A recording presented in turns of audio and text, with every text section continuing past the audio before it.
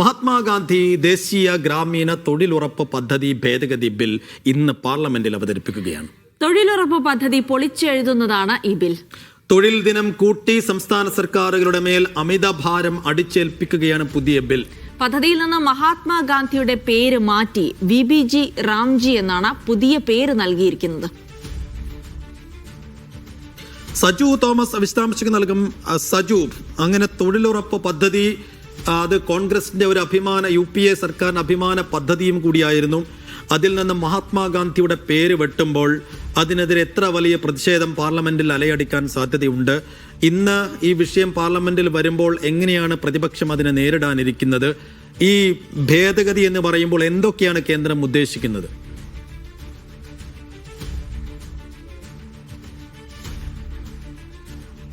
സൈഫുദ്ദീൻ ജിൽസി, ഇതുമായി ബന്ധപ്പെട്ട് പാർലമെന്റിൽ വളരെ അടിയന്തരമായിട്ടാണ് ഇന്നലെയും ചില ബില്ലുകൾ കൊണ്ടുവന്നത്. അതിന് സമാനമായി തന്നെയാണ് ഈ ദേശീയ ഗ്രാമീണ തൊഴിലുറപ്പ് പദ്ധതിയുടെ ഭേദഗതി ബില്ലും ഇന്നും പാർലമെന്റിൽ അവതരിപ്പിക്കാൻ ഒരുങ്ങുന്നത്. സമൂലമായിട്ടുള്ള മാറ്റമാണ് ഈ ബില്ലിലൂടെ കേന്ദ്ര സർക്കാർ മുന്നോട്ട് വെക്കുന്നത്. പ്രത്യേകിച്ച് പേരിലടക്കം മാറ്റം വരുത്തി സമൂലമായ മാറ്റങ്ങളിലൂടെ പുതിയ രീതിയിൽ ആവിഷ്കരിക്കാൻ വേണ്ടിയാണ് നോക്കുന്നത്. നമുക്കറിയാം 2005-ൽ UPA സർക്കാരിന്റെ ഭരണകാലത്താണ് ദേശീയ ഗ്രാമീണ തൊഴിലുറപ്പ് പദ്ധതി വരുന്നതും 2009 മുതൽ വിവിധ സംസ്ഥാനങ്ങളിലേക്ക് വ്യാപിച്ച് അത് കോൺഗ്രസിന്റെ വളരെ ഒരു അഭിമാന പദ്ധതിയായിട്ട് ഇന്ന് എല്ലാ സംസ്ഥാനങ്ങളും വ്യാപിച്ചു കിടക്കുന്ന വലിയൊരു പദ്ധതിയായിട്ട് മാറിയതിനെ ഹൈജാക്ക് ചെയ്യുന്ന രീതിയിലേക്കാണ് ഇപ്പോൾ കേന്ദ്ര സർക്കാരിന്റെ നീക്കം ഇപ്പോൾ നടന്നുകൊണ്ടിരിക്കുന്നത്. പ്രധാനമായിട്ടും ഇതിന്റെ പേര് മാറ്റത്തിലുപരി, അതായത് മഹാത്മാഗാന്ധിയുടെ പേരെന്നുള്ളത് മാറ്റി പുതിയ പേരാണ് നൽകിയിരിക്കുന്നത്. പുതിയ പേര് പ്രകാരം Viksit Bharat guarantee for Rozgar and Ajeevika mission എന്നാണ് പുതിയ പേര് നൽകിയിരിക്കുന്നത്. വിബിജി റാംജി എന്നാണ് ഇതിന്റെ ചുരുക്കപ്പേര്. അത്തരത്തിൽ വലിയ തോതിൽ പ്രതിഷേധങ്ങൾ പാർലമെന്റിൽ ഉണ്ടാകാൻ സാധ്യതയുള്ള ഒരു വിഷയമാണ്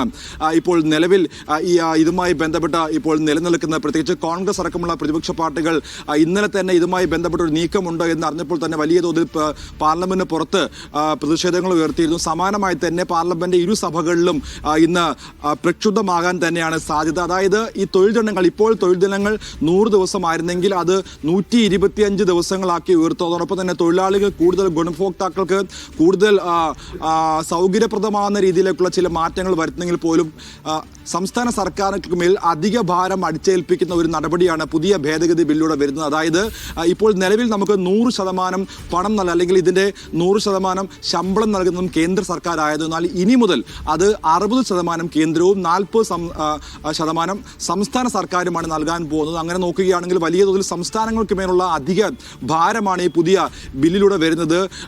നിലവിൽ മെറ്റീരിയൽസ് തുക മാത്രമാണ് സംസ്ഥാനങ്ങൾ നൽകിയതെങ്കിൽ ഇപ്പോൾ 40% ആകുമ്പോൾ വലിയ തോതിൽ സംസ്ഥാനങ്ങൾ ബുദ്ധിമുട്ടാൻ പോവുകയാണ്. ഈ തൊഴിൽ ദിനങ്ങൾ 125 ആയിട്ട് വർദ്ധിപ്പിക്കുന്നതോടൊപ്പം തന്നെ സീസണുകൾ, പ്രത്യേകിച്ച് വിളവെടുപ്പ്, കാർഷികമായിട്ട് ബന്ധപ്പെട്ടുള്ള സീസണുകൾ ഏകദേശം 60 ദിവസത്തോളം തൊഴിലില്ല എന്ന് വരികയാണ്. അത്തരത്തിൽ കേന്ദ്ര സർക്കാർ പുതിയ നിർദ്ദേശങ്ങൾക്ക് മുൻപോട്ട് ചെയ്തിരിക്കുകയാണ്. പ്രത്യേകിച്ച് ഈ ഹാർവെസ്റ്റിംഗ് ടൈമിനടക്കം തൊഴിലാളികളെ കിട്ടാൻ ലഭ്യത കുറവുണ്ടെന്നുള്ള മറ്റു സംസ്ഥാനങ്ങളിൽ നിന്നുള്ള ആരോപണങ്ങളും ആക്ഷേപങ്ങളും ശക്തമായിരിക്കുകയാണ്. ആ ഒരു ഭേദഗതി കൂടി കൊണ്ടുവരുന്നു. അതുകൊണ്ട് തന്നെ ഹാർവെസ്റ്റിംഗ് ടൈമുകളിൽ ഈ തൊഴിൽ, അതായത് ഈ തൊഴിൽ ദിനങ്ങൾ ഉണ്ടാകില്ല. അത് കൃത്യമായിട്ടുള്ള നിയന്ത്രണങ്ങളോട് കൂടിയായിരിക്കും പുതിയ ബില്ലിൽ ഭേദഗതി വരുത്തിയിരിക്കുന്നത്. അതോടൊപ്പം തന്നെ കാർഷിക വിളവെടുപ്പ് സമയങ്ങളിലാണ് ഏറ്റവും കൂടുതലായിട്ട് ഈ പ്രശ്നങ്ങൾ വരാൻ പോകുന്നത്. അങ്ങനെയാണെങ്കിൽ സ്വാഭാവികമായിട്ടും കേരളത്തിലെ മറ്റു സംസ്ഥാനങ്ങളിലെയും കാർഷിക വിളകളുടെ ഈ ഹാർവെസ്റ്റിംഗ് ടൈം എന്ന് പറയുന്നത് 2 സമയങ്ങളിലാണ്. അത് വലിയ തോതിൽ ജനങ്ങളെ, പ്രത്യേകിച്ച് ഈ തൊഴിലാളികളെ ബാധിക്കുന്ന ഒരു വിഷയമായിട്ട് മാറിയിരിക്കുകയാണ്. അതോടൊപ്പം തന്നെ കൂലി വിതരണം ഇപ്പോൾ 15 ദിവസമായിരുന്നു. അതിപ്പോൾ ആഴ്ചയിൽ നൽകണമെന്നുള്ള പുതിയ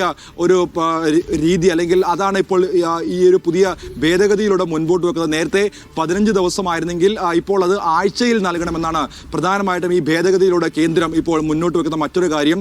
അതോടൊപ്പം തന്നെ സംസ്ഥാനങ്ങൾക്ക് നൽകേണ്ട തുകയുടെ പരിധി അത് തീരുമാനിക്കുന്നത് കേന്ദ്രമാണെന്നാണ്. അപ്പോൾ സംസ്ഥാനങ്ങളുടെ മേൽ അതായത് കൂടുതൽ അധിക ഭാരം അടിച്ചേൽപ്പിക്കുക എന്നുള്ള പ്രധാനപ്പെട്ട ലക്ഷ്യമാണ്. സ്വാഭാവികമായിട്ടും പാർലമെന്റിലടക്കം വലിയ തോതിൽ പ്രശ്നങ്ങൾ ഉയർത്തുന്ന വിഷയമാണ്. ഈ സംസ്ഥാനങ്ങളുടെ ഫെഡറൽ തത്വങ്ങളെ കേന്ദ്ര സർക്കാർ അടിച്ചമർത്തുന്നു, അല്ലെങ്കിൽ മറ്റു ചില ഉപാധികളിലൂടെയൊക്കെയും കേന്ദ്രങ്ങളെ വരുതിയിലാക്കാൻ ശ്രമിക്കുന്നു എന്നുള്ളതാണ് വലിയ തോതിലുള്ള ആക്ഷേപമായി നിലനിൽക്കുന്നത്. അതിനിടയിലാണ് ഇപ്പോൾ ദേശീയ ഗ്രാമീണ തൊഴിലുറപ്പ് പദ്ധതിയുടെ പേരിലടക്കം മാറ്റം വരുത്തി, അടിമുടി മാറ്റം വരുത്തി പുതിയ ഒരു പദ്ധതിയെ ആവിഷ്കരിക്കാൻ പോകുന്നത്. എന്തായാലും ഈ ബില്ല് പാർലമെന്റിൽ അവതരിപ്പിക്കുകയാണെങ്കിൽ വലിയ തോതിലുള്ള പ്രതിഷേധങ്ങൾ ഇരു സഭകളും ഉണ്ടാവാൻ തന്നെ സാധ്യതയുണ്ട്. പ്രത്യേകിച്ച് ഈ പറഞ്ഞ കോൺഗ്രസിന്, ജവഹർലാൽ നെഹ്റു കോൺഗ്രസ് അത്തരത്തിലുള്ള പ്രതിബിംബങ്ങളെ മാറ്റിക്കൊണ്ട് പോകുന്ന ഒരു നടപടിയാണ് കഴിഞ്ഞ കുറച്ച് നാളുകളായിട്ട് നമ്മൾ ഇന്ത്യയിൽ കാണുന്നത്. അതിന് സമാനമായി തന്നെയാണ് അതായത് മഹാത്മാഗാന്ധിയുടെ പേര് മാറ്റി പകരം മറ്റൊരു പേര് 2047 വികസിത ഭാരത ലക്ഷ്യമാക്കി പുതിയ ചില ചട്ടക്കൂടുകൾ തയ്യാറാക്കി പുതിയ നിയമ ഭേദഗതിക്ക് വേണ്ടി കേന്ദ്രം ഇപ്പോൾ തയ്യാറെടുക്കുന്നത്.